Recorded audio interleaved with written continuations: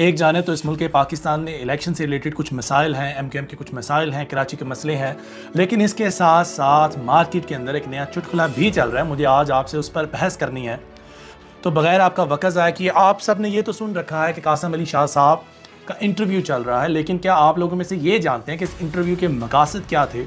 Market में बहुत सी खबरें उड़ रही हैं, मैं वो भी आपसे डिस्कस करूँगा, लेकिन इसके साथ मैं सामाईन से कोशिश करूँगा असल हक़ाइक़ शेयर करने की जो मेरे बेस्ट पॉसिबल नॉलेज के मुताबिक मुझ तक पहुँचाए गए हैं।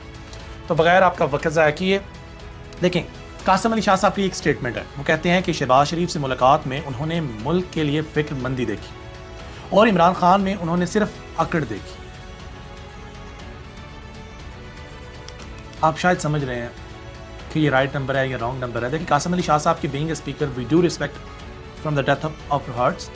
हम दिल की अता गहराइयों से उनकी इज़्ज़त करते हैं और बीइंग ए टीचर हम उनकी रिस्पेक्ट करते हैं, करते रहेंगे। लेकिन ये एक अलग बहस है कि जो अपने वो टॉपिक्स कहाँ से लेते हैं, वो कौन सी अंग्रेज़ी कुतुब का उर्दू में ट्रांसलेशन करते हैं। पहले कासिम अली शाह साहब के नाम पे क्रेडिट जाता रहा, अब वो कासिम अली शाह फाउंडेशन के नाम पर जाता है। वो एक अलग बहस है। कोई राइटर कैसे 20 से 30 किताबें एक साल में लिख सकता है, मुझे इस पर बहस नहीं करनी। कासिम अली शाह साहब के जो उस्ताद हैं वो कभी ज़िंदगी में उनसे मिले या नहीं मिले, मुझे इस पर भी कोई बहस नहीं करनी। लेकिन इस वक्त इस माशरे के अंदर उन्होंने बहुत अच्छा चेंज लाने की कोशिश की और वो कर रहे हैं और उनकी एनजीओ अच्छा काम कर रही है। इस बात पे मैं मुत्तफिक हूँ।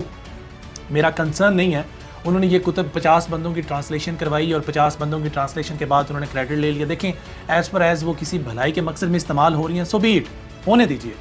लेकिन कासिम अली शाह साहब को भी सोचना चाहिए कि कासिम अली शाह साहब क्या कर रहे हैं और उनको क्या ज़ेब देता है। टिकट मांगना तो चलो, सोशल मीडिया सार्फिन ने कासिम अली शाह को रॉन्ग नंबर करार दे दिया। कासिम अली शाह साहब को एस्टैब्लिशमेंट ने लॉन्च किया सोशल मीडिया सार्फिन का दावा।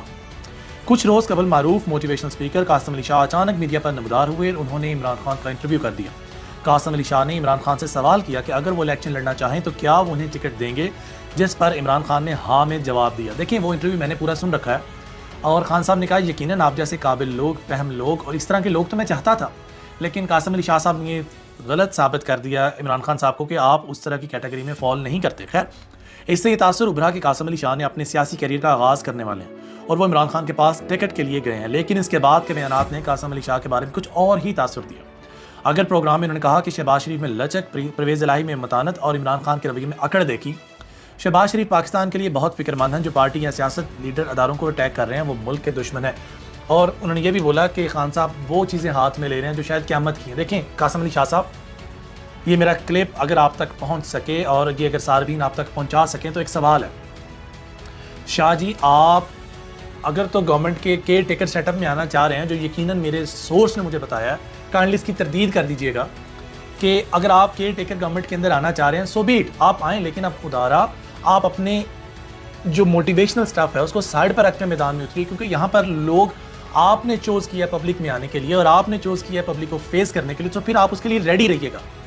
अवाम आपको नॉट इवन अ टीचर लेगी, अवाम आपको बीइंग ए पॉलिटिशियन लेगी और फिर जो आपके माजी हैं, जो आपके मुस्तकबिल के एम्स हैं, वो तमाम चीज़ें सामने आएंगी जो मसलहतन अवाम चुप रहती है और अवाम बात नहीं करते जिस चीज़ पर, वो तमाम बातें सामने आएंगी।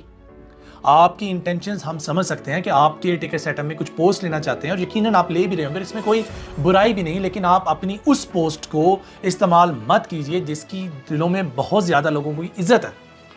मेरे जैसा नाकिस इल्म रखने वाला शख्स आपसे इंस्पिरेशन लेता है समटाइम्स, जब बंदा फेडअप हो जाता है।